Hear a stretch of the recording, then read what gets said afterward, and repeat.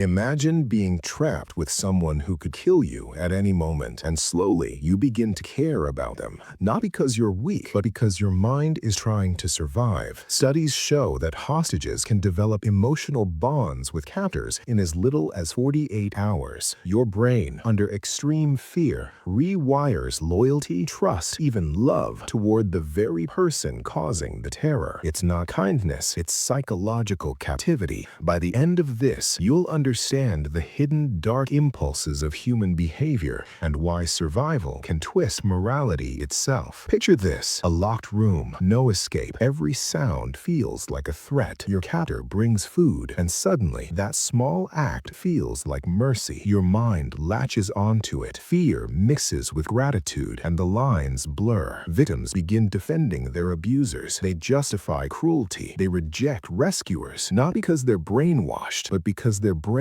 chooses the safest illusion. Stockholm Syndrome isn't love, it's fear, learning how to breathe. And here's the chilling part: this doesn't only happen in hostage situations. It happens in toxic relationships, cults, abusive homes, even workplaces. I'm Haris. You're watching Haris Psyche, where dark psychology meets disturbing human behavior. Because sometimes the most dangerous prison is the one your mind builds to stay alive. Stockholm Syndrome is one of the most unsettling contradictions of the human mind. It reveals how fear doesn't just paralyze us, it reshapes us. At its core, this phenomenon exposes a dark vulnerability in human psychology. When survival is at stake, the brain can abandon logic, morality, even identity, and replace them with something far more disturbing: emotional allegiance to a threat. This is not weakness, it's adaptation. When a victim is trapped, powerless, and dependent, the mind searches for control in any form it can find. Small mercies become meaningful. Moments of restraint feel like kindness, and gradually, the captor is no longer seen as a monster, but as a protector. This bond doesn't form because victims forget the danger. It forms because acknowledging constant danger is unbearable. Psychologists believe the brain enters a survival shortcut, suppressing rage, amplifying empathy, and rewriting reality to reduce fear. In that altered state, attachment becomes a coping mechanism, trust becomes armor, and fear disguises itself as loyalty. But Stockholm Syndrome isn't limited to hostage situations or bank robberies gone wrong. Its patterns appear in abusive relationships, cult dynamics, coercive interrogations, and even long-term emotional manipulation. Anywhere control, isolation, and dependency collide, the same psychological fracture can emerge. In this exploration, we'll dive into the psychology behind the bond, why victims empathize with their captors instead of resisting them. We'll examine famous cases, historical and modern examples where victims shock the world by defending those who harmed them, and we'll uncover the detection and signs, how trauma bonding hides in plain sight, often mistaken for love, loyalty, or choice. Because the most disturbing truth about Stockholm Syndrome is this: it doesn't require chains. It doesn't require locked doors. All it needs is fear, prolonged long enough to feel normal. And once the mind learns that safety depends on pleasing the threat, escape becomes more terrifying than captivity. This isn't a story about criminals and victims. It's a story about what happens when the human mind is pushed past its breaking point and survives by turning against itself. By the end, one question will linger uncomfortably in your thoughts: if your survival depended on it, would your mind betray you too? When fear becomes constant, the human mind does something unexpected. It stops fighting the threat and starts understanding it. At the heart of Stockholm Syndrome is a brutal psychological calculation: survival over truth. When escape feels impossible, the brain searches for safety inside the danger itself. Empathy becomes a tool. Compliance becomes protection. Victims begin scanning their captors' moods, learning patterns, anticipating reactions. This hyper-awareness creates familiarity. Familiarity softens fear, and once fear softens, the mind fills the gap with meaning. A captor who doesn't kill you becomes merciful.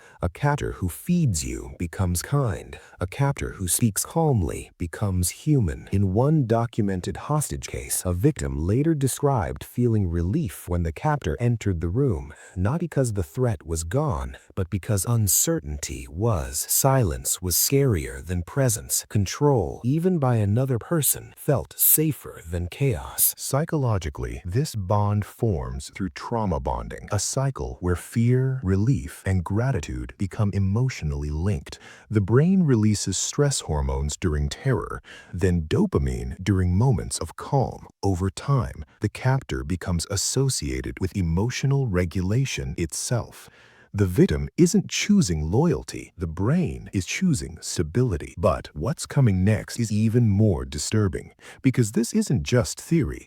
History is filled with cases where this bond shocked the world.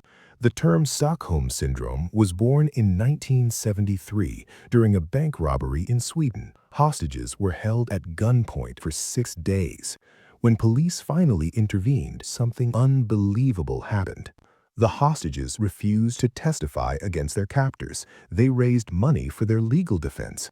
One hostage later said she trusted the criminals more than the police. To the public, it looked insane. To psychologists, it was a textbook survival response. The captors controlled life and death. The police represented chaos, gunfire, uncertainty. In the victim's altered reality, the threat had become the shield. Decades later, the pattern repeated itself in even darker forms. Patty Hearst, kidnapped in 1974, was held captive by a radical group. Weeks later, she appeared in a bank robbery, armed, aggressive, seemingly devoted to her captor's cause. Was it ideology, or was it psychological captivity disguised as belief? Experts pointed to isolation, dependency, constant threat, and forced identity breakdown. Her old self was stripped away. A new one formed, shaped by fear and survival. Modern cases follow the same blueprint. In abusive relationships, victims often defend their abusers publicly. They minimize violence. They blame themselves. They fear leaving more than staying. In cults, members praise leaders who control their food, sleep, relationships, and thoughts. Punishment and reward are tightly linked. The brain learns obedience as safety. Even in human trafficking cases, victims have been known to warn traffickers of police raids, not because they agree, but because their sense of survival is tied to the captor's approval. This is the most chilling truth of Stockholm Syndrome. The bond feels real. The emotions are genuine. The loyalty is sincere, but it's built on fear, not trust. As this bond deepens, reality fractures. The outside world feels hostile. Rescuers feel threatening. Freedom feels unsafe. And when victims finally escape, many describe a strange emptiness. Without the captor, the emotional system collapses. Fear had structure. Captivity had rules. Freedom has none. This is why recovery is slow. Because what was taken wasn't just physical control, it was psychological orientation. As we move forward, the question becomes darker, not lighter. If the mind can turn terror into attachment, how do we recognize when it's happening? And more unsettling still, how many people are living inside psychological captivity without locked doors, without chains, without ever calling it a prison? That's where the signs begin to surface. Trauma bonding doesn't announce itself. It hides behind devotion, excuses, and silence. One of the earliest signs is emotional loyalty to harm. Victims defend the person who hurts them. They minimize abuse. They explain it away. Stress, childhood, bad days. Not because they don't see the damage, but because seeing it fully would shatter the bond their survival depends on. Another sign is distorted responsibility. Victims blame themselves for the captor's behavior. If I hadn't said that, if I'd behaved better, guilt becomes a leash. Isolation follows. Friends feel dangerous. Family feels judgmental. Anyone who questions the relationship is pushed away. The captor's voice becomes the loudest, sometimes the only one. In one real-life case, a woman held in an emotionally abusive relationship repeatedly canceled plans, lied to loved ones, and refused help even after hospital visits. When asked why she stayed, her answer was chillingly calm. He needs me. I understand him better than anyone. Psychologically, this is trauma bonding at work. Fear and affection are chemically fused. Stress hormones spike during abuse, then drop during reconciliation. The relief feels like love. The cycle tightens. Victims often feel anxiety at the thought of escape. Freedom doesn't feel safe. It feels empty. Without the captor, there's no structure, no rules, no emotional compass. And here's where it gets darker. Now, I'll tell you the darkest secret. Breaking the bond can feel worse than staying in it.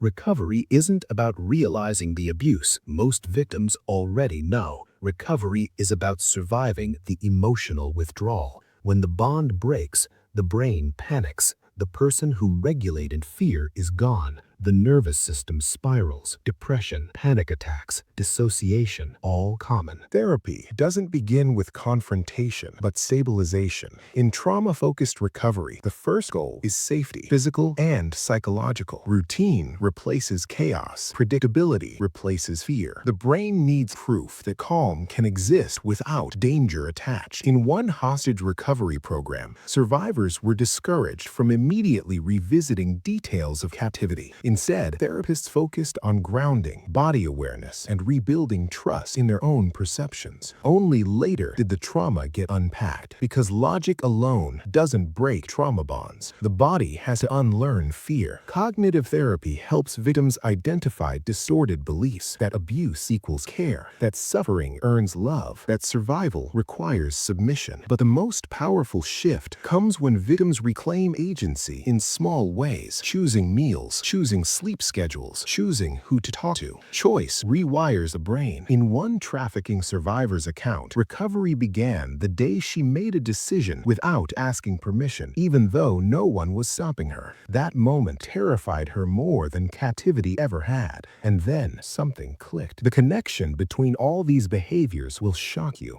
They all stem from one brutal truth. The brain will bond to anything that reduces fear, even if that thing is the source of fear itself. Stockholm Syndrome isn't about affection, it's about control over terror. That's why trauma bonding appears in cults, abusive homes, interrogations, extremist groups, and toxic workplaces. The environment doesn't matter, the pattern does. Threat, isolation, dependency, intermittent relief. Repeat it long enough and attachment forms. Recovery is slow because it requires grieving a relationship that felt real, even if it was built on harm. Victims mourn not just the captor, but the version of themselves that survived. And here's a chilling final realization. Stockholm Syndrome isn't rare, it's invisible. It lives wherever fear is normalized, where loyalty is demanded instead of earned, where leaving feels more dangerous than staying. The most disturbing part isn't that the mind can betray us, it's that it does so to keep us alive. And the final question lingers quietly, uncomfortably. How many people aren't trapped by walls, but by bonds they mistake for love? Stockholm Syndrome forces us to confront an uncomfortable truth about the human mind. Under enough fear, loyalty can form in the wrong direction. Attachment can grow where escape should be, and survival can quietly rewrite morality. We've seen how the bond begins: fear mixed with dependency, isolation wrapped in small moments of relief. We've explored why victims empathize with captors, how the brain trades resistance for stability, and how trauma bonding disguises itself as love, loyalty, or belief. We've walked through real cases: hostages who defended criminals, victims who rejected rescue, survivors who mourned the very people that broke them, not because they were blind, but because their minds adapted to terror. We uncovered the signs: emotional loyalty to harm, self-blame, isolation, anxiety at the thought of freedom. And we saw why breaking the bond can feel more painful than staying trapped inside it. All of it points to one disturbing pattern. The brain will cling to anything that reduces fear, even if that thing is the source of fear itself. So the next time you witness manipulation, a leader demanding loyalty through intimidation, a relationship where harm is excused as care, a system where leaving feels more dangerous than staying, remember these patterns hidden deep in human psychology, because Stockholm Syndrome isn't just a hostage story, it's a mirror. It asks a quiet, unsettling question. When fear controls the environment, who does the mind choose to protect, the captor or the truth? And perhaps the most chilling realization of all, many people never escape because they never realize they're captive. They call it devotion, they call it faith, they call it love. In the next video, we'll dive into workplace psychopaths and toxic leaders and uncover even darker truths about the human mind.